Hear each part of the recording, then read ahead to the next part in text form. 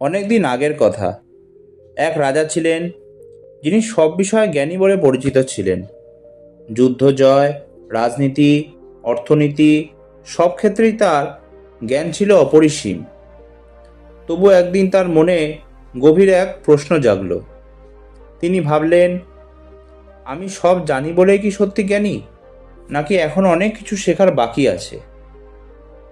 এই চিন্তায় তিনি এক রাত্রে রাজসভায় ডাকলেন তিনজন জ্ঞানীকে এবং বললেন, আমার তিনটে প্রশ্নের উত্তর দিতে পারলে তোমরা রাজ পুরস্কার পাবে।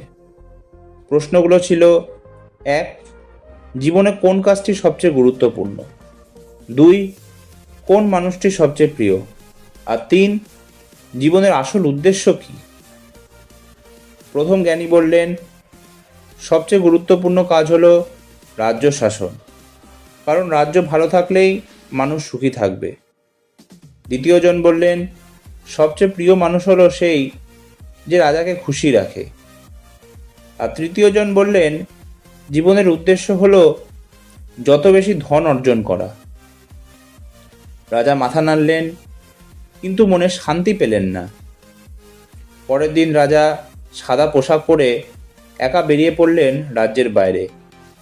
পথে তিনি এক বৃদ্ধ সাধুকে দেখলেন, যিনি গাছের ছায়ায় বসে ধ্যান করছিলেন।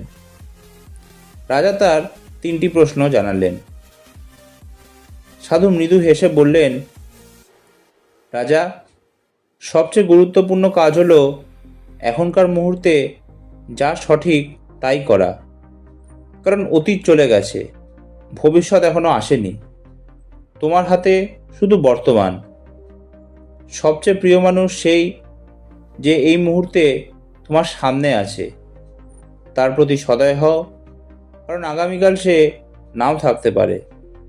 আর জীবনের আসল উদ্দেশ্য, সেটি হলো ভালোবাসার সেবার মাধ্যমে নিজের আত্মাকে বিশুদ্ধ করা। রাজা স্তব্ধ হয়ে গেলেন। এত সহজ অথচ এত গভীর উত্তর।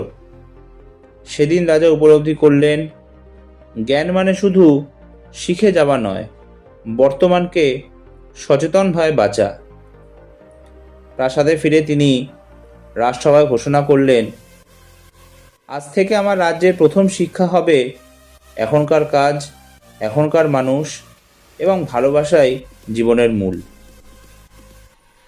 এই গল্প আমাদের এই শিক্ষা দেয়, বর্তমানকে মূল্য দাও, সদয় হও, আর ভালোবাসায় জীবনকে পূর্ণ করো।